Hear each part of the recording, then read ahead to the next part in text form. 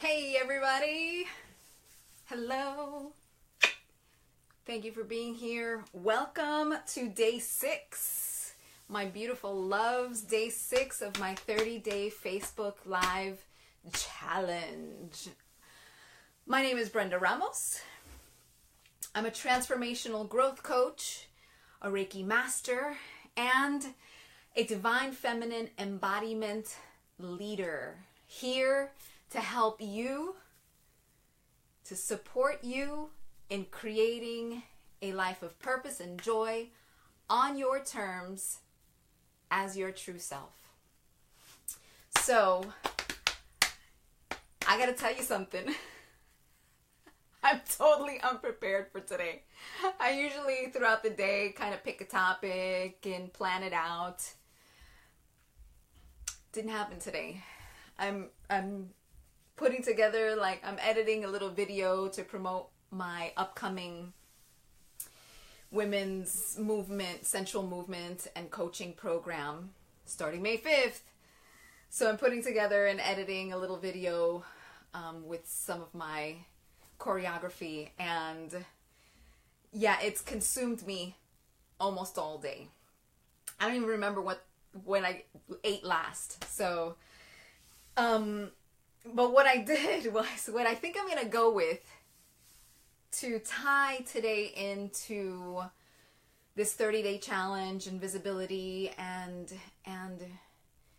putting myself out there as a resource for you in your life is tell you a little bit about my story, where I come from, who I am, who I've been, who I was, all that good stuff.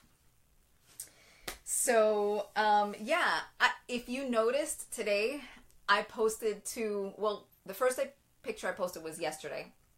And then I went and I posted another picture today of me in my hip hop stances. So that's me, Brenda Ramos, reliving my old school hip hop days back in 1985 and 1986. I fell in love with hip hop. Actually, I have a very, very cool hip hop saved my life story that I might share another time, or I might do a blog on it. Go to my website. It's I'm just updating it. I'm just rebranding. I'm doing all this new stuff. So my blogs are not quite up to date, but they're getting there, which is awesome. I'm so excited. So I'll probably write a blog on it and I'll send you a message when I do. I have a very cool hip hop saved my life story, but I won't be sharing that today. I just want to give you an overview of where I come from. I was born and raised in Hoboken, New Jersey. What? New Jersey, yes, but close enough to Manhattan that my friends and I only hung out in Manhattan. We didn't go down the shore to hang out on a regular basis or anything like that. We were essentially New Yorkers. As a matter of fact, we called Hoboken the 6th borough of New York. So, Hoboken, New Jersey, and I'm the youngest of 9. So, I have a huge family. Our cultural background, our heritage is Puerto Rican. Huepa. We are New York, Jersey Ricans. Thank you. I don't know why I said that. Thank you. And hip hop was huge for me. Now, I went to Catholic school for many, many years. And the community that I grew up in was mixed, and I loved it. So it was multicultural. It was really a melting pot, which gives me such a unique perspective as far as the climate of race and such. We grew up all together, and Hoboken is 1 square mile, and everyone knew each other basically. So I grew up with a bunch of different cultural backgrounds and heritages, right? But we were all Hobokenites, and we were all American, no matter where we came from, no matter where our parents came from. One of the things that held us together was music. And for a long time, I was into rock. Let's see, Metallica, Twisted Sister. They don't come to mind right now. I wasn't prepped for the metal stuff, the hair band stuff. But when I heard hip hop, something happened internally to me. Like I fell so deeply in love with hip hop. And I remember I posted the photo on Instagram I posted the photo and gave a little bit of the story. I was in the 6th or 7th grade, maybe it might have been the 5th grade, 1985, and I had my Sony Walkman. It was red, right? I'm listening to the radio. It was at night. I'm taking up the garbage out, and this song came on, and the radio station that played it had this announcement: a world premiere, right? So right away I was like, oh my God, new hip hop song. Oh my God, I'm so excited. And Schoolie D came on with PSK, What Does It Mean? And I wasn't really into the lyrics. I didn't really pay too much attention to the lyrics. But what I loved was the vibe. There was this like this bass sound, and it was a little on the darker side, and it was really quite sexy. And I think I was drawn to that even at that young age. Anyway, so I truly fell in love with hip hop at that time. Hip hop and fashion. So fashion was a huge part of my life as well. I had the Adidas. I was a little bit on the spoiled side. So I feel like I had the best of so many worlds. I was the youngest of my siblings, but I was the eldest of all of my nieces and nephews. So I was put in charge of them. And then I was given a little special treatment because I was the little sister. And then I grew up in Hoboken, and I knew hard times and I knew hard work. But my family was just getting into middle class, so we went shopping a lot. So I knew labels too. Yay labels! Anyway, so hip hop, fashion. Then I got into, in the high school years, I got into really deep house music and clubbing. And I would go to the Red Zone and the Underground. My brothers, Andre and Hector, when I was 15 and 16 years old, this was before they started checking IDs, obvi. They would take me clubbing, and it was the most incredible experience of my entire life. Oof. The clubbing that exists now, bottle service and all that, is nothing compared to what it used to be. And I know I'm aging myself. I'm dating myself. I don't care. Anyway, so house music and clubbing and dancing. That's when I got into dance hardcore. Like I started learning street jazz with the dancers at the nightclubs. I even learned how to vogue a little bit. Don't ask me to do it now because I haven't practiced in a long time. So I got to take a few classes before I do it. So hip hop, fashion, house music, clubbing.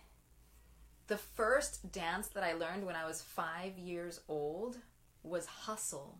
So I had that sort of base of partner dancing, which once I got tired of the normal clubbing scene, I looked for something different. And my brother took me to Fox's here in Jersey City, New Jersey. He took me to Fox's, and I fell in love. That was the second time I fell in love with something, with salsa dancing. And I started learning right away, became a performer, and enjoyed that part of my life. And now it gives me such a unique perspective on life and who I am now. I'm a healer. I'm a Reiki healer, Reiki master. I'm a coach. I help people transform their lives. It's an incredible journey. And I appreciate everything that I have experienced in my life. I think about this concept of regret and if I regret anything. And I kind of knee-jerk, surface level, I tend to think, yeah, I do regret one or two things. But the truth of the matter is, I don't really regret anything in my life because it has brought me to where I am today. Could I have made better choices? Yes, but I didn't know better at the time. I know better now. When I was a child, I didn't know better. So it's Maya Angelou who said, I think. I'm really not, this is not my forte. I'm not very good at quoting people, so I could be wrong. But I believe it was Maya Angelou who said, when you know better, you do better. That's the shortened version. So do I regret things? No, I don't. Michelle, I see you. Thank you for being here. Felix, hi Felix. And this unique journey, my unique perspective, my unique experiences have brought me to where I am today, have brought me to a place where I've been able to experience trauma, have some really fucked up things happen in my life, and get to a place where I have healed from them. I have struggled with them. I've processed them, the emotions, just the craziness around them. And now I want to help you get to a place where you feel like you don't have regrets in your life, where you feel ready to up level and share your unique perspective with the world, with your family, with your friends, with your coworkers, with your family members, with your significant other. You know, with the technology and social media today, nobody needs to discover us anymore. Okay? Nobody needs to discover your greatness. Nobody needs to step outside of you and look into you and tell you how great you are. You need to take a look at your life and see how far you have come. Okay? I mean, that's really what I believe this human experience is about. Living our lives and sharing this knowledge, sharing the love, sharing the peace of mind, allowing people, giving yourself permission to express your heart and soul, and in doing so, giving other people permission to do the same thing. It's all about sharing the love. Is that Marshall? Oh my God, it's Marshall Hernandez, I think, right?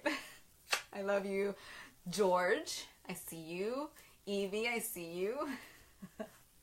I feel like, okay, I'm going back to the romper room reference. I have my mirror, my magic mirror, and I'm looking at everybody watching me. I love you guys. Thank you for being here. So yeah, I mean, I just wanted to pop on.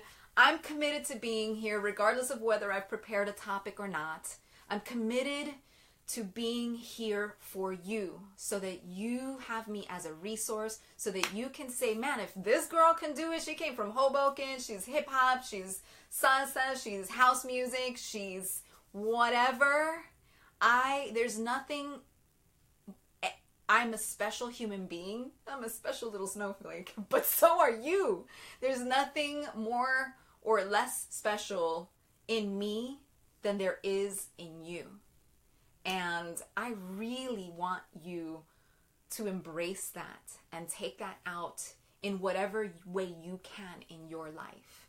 Think about your past. Think about stories that you can put together and tell your children, tell your grandchildren, tell people who listen.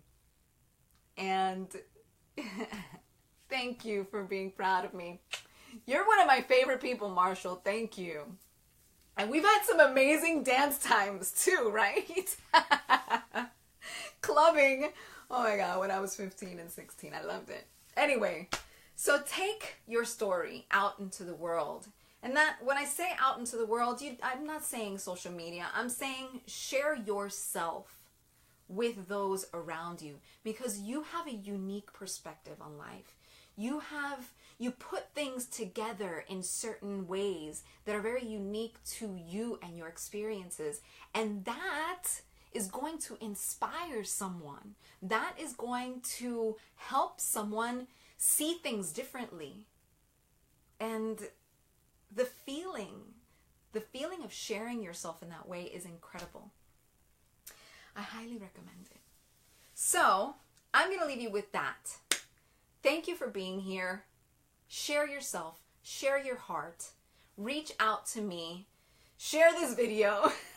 I'm going to go to Instagram right now and do a live there, similar to this. Remember that May 5th, Cinco de Mayo, May 5th, Saturday, May 5th, starts my Divine Feminine Embodiment movement and coaching program for you beautiful goddesses out there. I've gotten a lot of responses so far. I still have some spots available. Please reach out if you're interested, if you have any further questions. And tell me how you can share yourself with the world, with the people you love, with strangers in the street. One recommendation, smile. I've been smiling to strangers a lot more lately. It's just a decision that I've made to smile. And as a matter of fact, my brother Edward too, my brother Ed, who is a yoga teacher, and hopefully he's watching. Hi, Ed. He mentioned that he's noticing people smiling more to him or with him. And, go out and share your heart in that way with people. Okay? I love you. Thank you for being here. And did I cover everything? Yes. Until tomorrow. Today was day 6. Tomorrow's day 7. I will see you then. Okay? Have a lovely night.